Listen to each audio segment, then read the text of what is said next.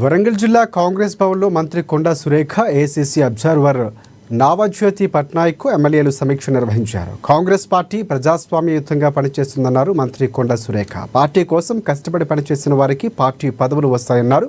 కార్యకర్తలందరికీ పదవులు అడిగే హక్కు ఉందన్నారు. ఇక అందరి అభిప్రాయం మేరకు అధ్యక్ష పదవి ఇవ్వటం జరుగుతుందని ఆమె స్పష్టం చేశారు. మనందరికీ కూడా తెలుసు, కాంగ్రెస్ పార్టీ ఏది చేసినా కూడా ప్రజాస్వామ్య పద్ధతిలో చేయడం జరుగుతుంది.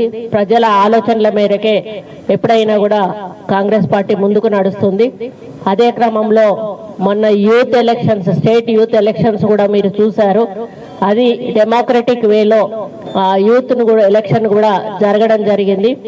అదే పద్ధతిలో ఈరోజు మన అబ్జర్వర్ గారిని కూడా ఎందుకు పంపించారు అంటే, ఇక్కడ డిసిసి అధ్యక్షులను కూడా మరి ప్రజల కోరిక మేరకు, ప్రజల అభిష్టం మేరకు పనిచేసే వాళ్ళని, వాళ్ళ ఇష్టపడ్డ వాళ్ళని ఈరోజు నామినేట్ చేయడానికి, వారు ఏఐసిసికి పంపడానికి ఇక్కడికి వారు రావడం జరిగింది.